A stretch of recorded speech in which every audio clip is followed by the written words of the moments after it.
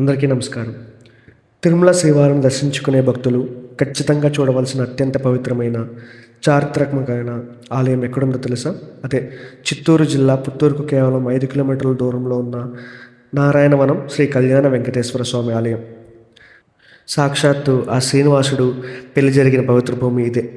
పురాణాల ప్రకారం నారాయణవనం పూర్వం ఆకాశరాజు రాజధాని. ఒకరోజు వేటకు వచ్చిన శ్రీనివాసుడు ఆకాశరాజు కుమార్తె అయిన పద్మావతి దేవిని చూసి ప్రేమలో పడతారు. ఆ తర్వాత ఇరుపక్షాల పెద్దల అంగీకారంతో దేవతల సమక్షంలో స్వామివారి వివాహం ఇక్కడే వైభవంగా జరిగింది. నారాయణుడు పెళ్ళికొడుకుగా వచ్చి కళ్యాణం చేసుకున్న వనం కాబట్టే దీనికి నారాయణవనం అని పేరు వచ్చింది.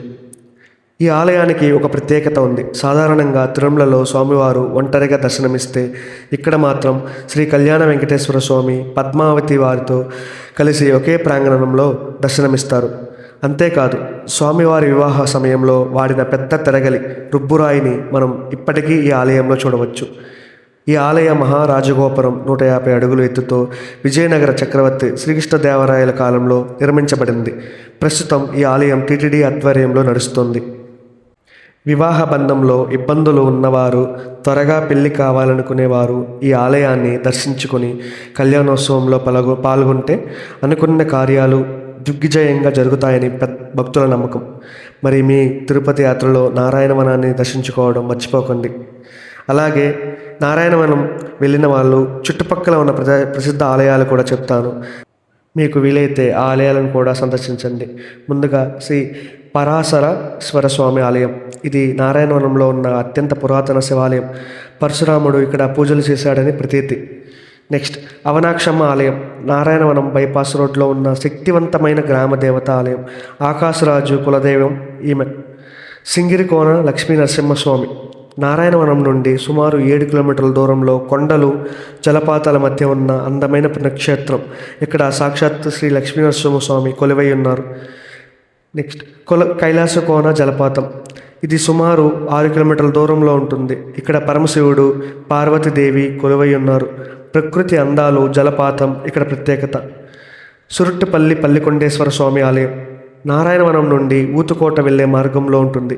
లోకంలో ఎక్కడా లేని విధంగా శివుడు ఇక్కడ మానవ రూపంలో అమ్మవారి ఒడిలో శయనించి ఉన్న భంగిమలో దర్శనమిస్తాడు.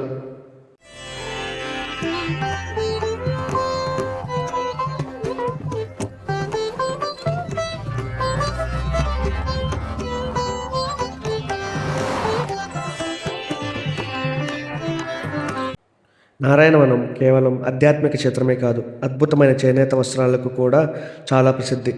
ఇక్కడ నేతి కార్మికులు తయారు చేసే 100% ప్యూర్ కాటన్ చీరలు చాలా ప్రసిద్ధి. ఇవి వేసవి కాలంలో కట్టుకోవడానికి ఎంతో సౌకర్యవంతంగా ఉంటాయి.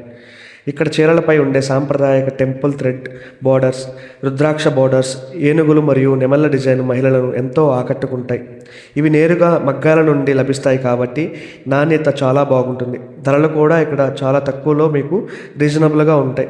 నారాయణవనం వెళ్ళినప్పుడు స్వామివారి దర్శనంతో పాటు ఇక్కడ లోకల్ హ్యాండ్లూమ్స్ అంటే ఎన్నో చేనేత గృహాలు ఉన్నాయి. సందర్శించి చీరలు కొనుగోలు చేయడం ఒక మంచి అనుభూతిని ఇస్తుంది. ఇదండి ఈరోజు వీడియో.